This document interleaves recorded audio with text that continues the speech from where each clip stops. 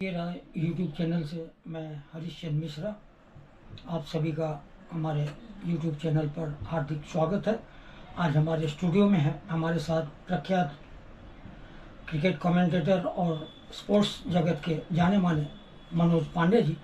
उनका मैं अपने यूट्यूब चैनल के माध्यम से आप ही के राय के माध्यम से उनका हार्दिक स्वागत करता हूँ। नमस्कार पांडे जी। नमस्कार। तो आज मेरा विषय मैं लेकर आया हूँ ओलंपिक 2024 जो कि इस समय पेरिस में चल रहा है। उस पर सवाल है मनोज पांडे जी से जो कि काफ़ी जानकार हैं। तो आप बताइए कि आज हमारा देश किस स्थिति में ओलंपिक में खड़ा है और क्यों? मिश्रा जी देखिए, अगर आप ओलंपिक की बात करेंगे तो आपका सवाल ये है कि हमारा देश कहाँ खड़ा है। हमारा देश कहाँ खड़ा है आज की डेट में, उसके लिए मैं थोड़ा सा ओलंपिक के इतिहास में आपको लेके चलूंगा पीछे, क्योंकि ये तो हम सब जानते हैं कि ओलंपिक की शुरुआत सन 1896 में हुई थी, यानी कि लगभग 128 साल पहले एथेंस यूनान में हुई थी। और भारत ने जो पहला पदक जीता इवेंट्स में, जो हमने पहला पदक जीता वो 1952 में जाके जीता। हमारे महाराष्ट्र के सातारा के ही खाशाबा जवान थे, उन्होंने ब्रॉन्ज मेडल जीता था। आप सोचिए कि शुरुआत हुई 1896 में और हमें पदक मिला 1852 में। हो सकता है उसके पहले हम अंग्रेजों के गुलाम थे, हम ज्यादा अच्छा नहीं कर पा रहे थे। 1952 में हमें एक पदक मिला, लेकिन उसके बाद से भी मैं समझता हूँ कि हॉकी के अलावा ओलंपिक में हमारा प्रदर्शन बहुत ही लचर रहा था, क्योंकि 1952 के बाद सीधे 1996 एटलांटा ओलंपिक में लिएंडर पेस ने एक ब्रॉन्ज मेडल जीता। 52 के बाद डायरेक्ट 96 में जीता। अच्छा, इसके बीच हमारे हाथ कुछ नहीं लगा हॉकी के अलावा। सन 2000 में सिडनी ओलंपिक में कर्णम मल्लेश्वरी ने रजत पदक जीता था। 2004 में एथेंस ओलंपिक में राज्यवर्धन सिंह राठौड़, जो कि स्पोर्ट्स मिनिस्टर भी रह चुके हैं मोदी गवर्नमेंट में, जी हाँ, उन्होंने शायद रजत पदक जीता था। ये खेलों में भारत के प्रदर्शन का रेवोल्यूशन जो शुरू हुआ वो बीजिंग ओलंपिक 2008 में शुरू हुआ। जी जी, जब शूटिंग में अभिनव बिंद्रा ने गोल्ड मेडल शूटिंग। अच्छा, तो एक इंडिविजुअल स्पर्धाओं में किसी इंडियन द्वारा लिया गया पहला गोल्ड मेडल था। इसके पहले ओलंपिक में हमें गोल्ड मेडल मिले थे, लेकिन वो हॉकी में मिले थे। इंडिविजुअल स्पर्धाओं में हमें गोल्ड मेडल, कोई मेडल नहीं मिला था, गोल्ड मेडल मिला ही नहीं था। अच्छा जी। और सुशील कुमार जो एक पहलवान, जिसने अच्छे यूनानी और ईरान के पहलवानों को पटक के उसमें ब्रॉन्ज मेडल जीता। विजेंद्र सिंह ने जीता ब्रॉन्ज मेडल। तो कहने का मतलब रिवॉल्यूशन की जो शुरुआत हुई, जो क्रांति हुई, वो 2008 में हुई। लंदन ओलंपिक में हमने अच्छा किया, फिर से लंदन ओलंपिक 2012 के बाद 2016 रियो ओलंपिक में 7 पदक जीते। टोक्यो ओलंपिक में नीरज चोपड़ा जैसा जो जैवलिन थ्रो, जिसे भाला कहते हैं, अच्छा हुआ। लेकिन 2024 आते आते आज जो पेरिस में ओलंपिक चल रहा है, जी हाँ मित्रा जी, एक मन में सवाल बहुत खटकता है कि दुनिया में सबसे ज्यादा आबादी होने के बावजूद, बिल्कुल स्वाभाविक है, और इकोनॉमी में भी हम विश्व में 5वें नंबर पे हैं जी, डिफेंस में भी हमारा नाम है, जी हाँ, टेक्नोलॉजी में हमारा नाम है, बिल्कुल, आईटी में हमारा कोई सानी नहीं, तो हम खेलों में इतने पीछे क्यों है? 140 करोड़ की जनता, और आज 3 ब्रॉन्ज मेडल। आज जब हम बात कर रहे हैं संडे के दिन, आज तारीख है 3 अगस्त शाम 6:45 बजे तक, जी हाँ, हमारी झोली में सिर्फ 3 ब्रॉन्ज मेडल है। उसमें से 2 मनु भाकर ने लिए हैं शूटिंग में। यानी कहीं ना कहीं आप खेद प्रकट करते हैं। खेद प्रकट करता हूँ। 140 करोड़ की जनता, हमारे से छोटे छोटे जो देश हैं। इसी को लेकर मेरा दूसरा सवाल आता है कि क्या क्रिकेट के ज्यादा लोकप्रिय हो जाने की वजह से कहीं ओलंपिक पर असर तो नहीं पड़ रहा है? आप क्या कहना चाहेंगे मनोज जी? यस मिश्रा जी, आपने सही कहा कि India is one game country कहा जाता है। जी हाँ, क्रिकेट बिल्कुल, गली मोहल्ले में से लेके बड़े बड़े स्टेडियम तक सारी जगह क्रिकेट ही आई हुई है। जी हाँ बिल्कुल। आईपीएल जो होता है, इंडियन पैसा लीग या इंडियन प्रीमियर लीग, देखिए हम तो खुद भी क्रिकेट प्रेमी हैं। बिल्कुल बिल्कुल सही। आप भी क्रिकेट कमेंटेटर, मैं भी क्रिकेट कमेंटेटर हूँ। जी लेकिन हाँ। कहीं ना कहीं ऐसा लगता है कि क्रिकेट के शैडो में बाकी सारे खेल दब जाते हैं। अच्छा जी। हमारे बाकी खेलों को उतना मौका नहीं मिलता उठने का, क्योंकि आप देखिए जियो सिनेमा पे ही आईपीएल चल रहा था जी हाँ। और जियो सिनेमा पे ही ओलंपिक दिखाया जा रहा है, सीधा प्रसारण। जी हाँ। जब आईपीएल के मैचेस चलते थे जी हाँ। तो 20 करोड़ 22 करोड़ व्यूज एक समय में होते थे। बिल्कुल सही कहा आपने। एक आरसीबी और सीएसके का मैच मैंने देखा था, उसमें जी। 47 करोड़ व्यू थे।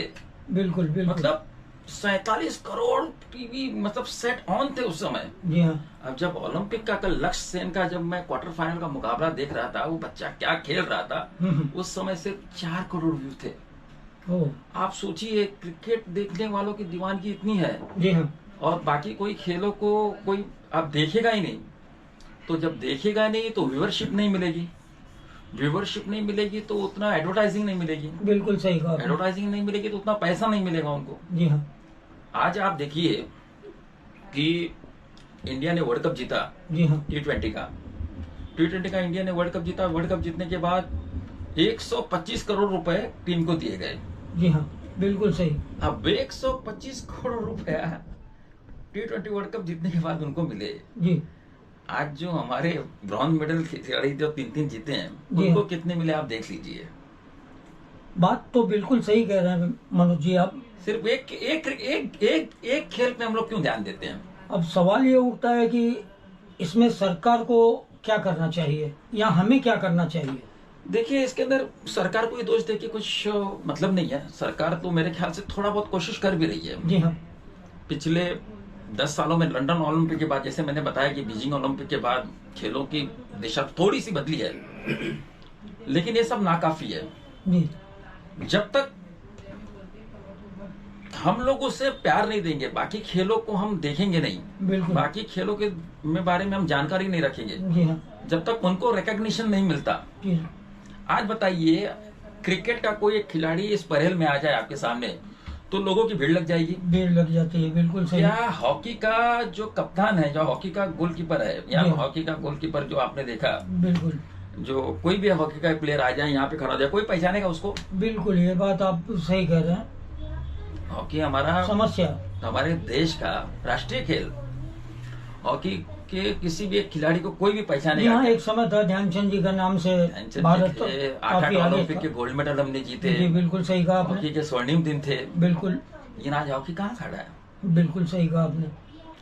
तो कहीं ना कहीं सरकार के साथ साथ पब्लिक को भी ये सोचना चाहिए, हम जैसे आप जैसे लोगों को इसके बारे में ज्यादा प्रेस करना चाहिए, लोगों को बताना चाहिए कि ओलंपिक को भी आप उतना ही प्यार दीजिए, बाकी खेलों को भी आप उतना ही प्यार दीजिए जितना आप क्रिकेट को देते हैं।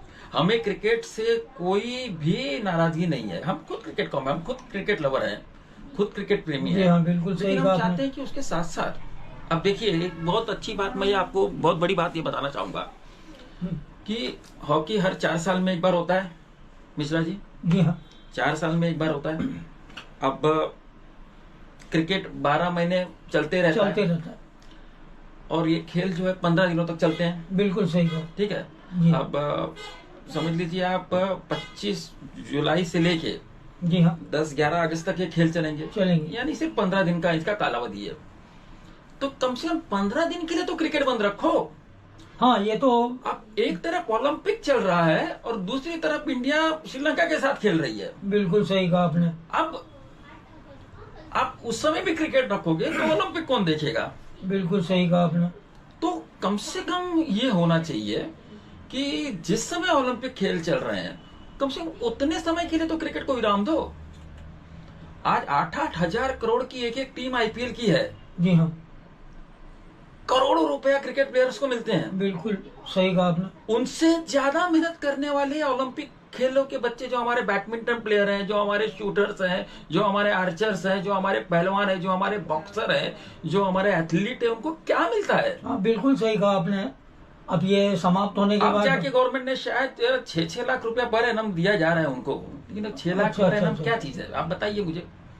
कहाँ से अभिनव बिंद्रा कहाँ से पैदा होंगे, कहाँ से नीरज चोपड़ा पैदा होंगे हमारे देश में। 4 साल की अवधि जाएगी, उसके बाद फिर ओलंपिक आएगा। 140 करोड़ की जनता, आप देखिए 2-2, 3-3 करोड़ के देश क्या ओलंपिक में खेलते हैं सर। समस्या है भारत हम लोग कहाँ है, कहीं नहीं। हमारा दिल बहुत दुखता है इसके बारे में। बिल्कुल सही।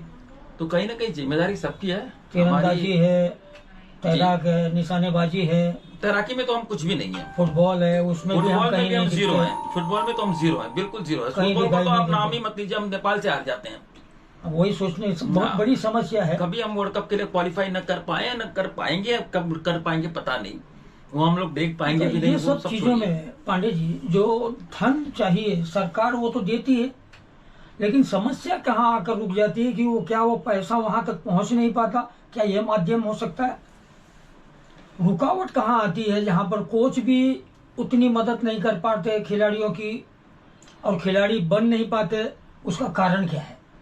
नहीं देखिए, उसका कारण तो अभी जो हमारी बात हुई जी कि लोग जब तक उन खेलों में रुचि नहीं लेंगे, जी हाँ, जब तक आप उसको देखोगे नहीं, आप मतलब अगर कहीं क्रिकेट में आप जिस तरह से स्टेडियम भर जाते हैं, बिल्कुल, जब सीधा प्रसारण होता है तो सारे टीवी सेट्स ऑन रहते हैं, बराबर कहा। उस तरह से जब तक बाकी खेलों में भी नहीं होगा तब तक रिवोल्यूशन नहीं आएगा।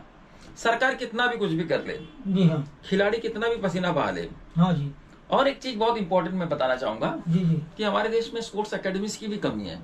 अच्छा अच्छा अच्छा। आप सोच देखिए कि 543 लोकसभा की सीटें हैं हमारे पास, बिल्कुल, हमारे देश में। हाँ जी। तो मैं समझता हूँ कि हर लोकसभा में, जी, हर पार्लियामेंट्री एरिया में क्षेत्र में एक स्पोर्ट्स एकेडमी होनी चाहिए।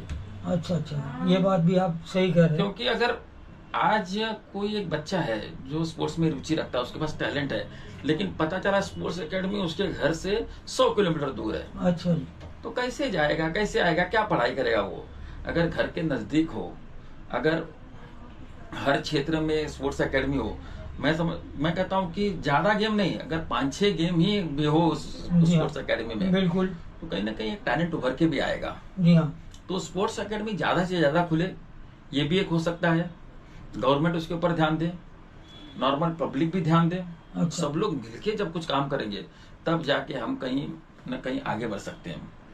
और एक बहुत इंपॉर्टेंट बात बताना चाहूंगा आखिरी में, ओलंपिक की तो पदक तालिका रहती है। जी हाँ, वो पदक तालिका में आपका देश कितना ताकतवर है, आप वर्ल्ड में कहाँ, विश्व में कहाँ खड़े हो, बराबर, वो उससे भी पता चलता है। बिल्कुल। एक जमाना था 90 में, जब रशिया का बोलबाला हुआ करता था, यूएसएसआर का, जब उनके देश के टुकड़े टुकड़े नहीं हुए थे, उस समय यूएसएसआर आ गया, यूनाइटेड स्टेट ऑफ सोवियत रूस। हाँ। फिर अमेरिका का जमाना आया, फिर आज चाइना डोमिनेट कर रही है।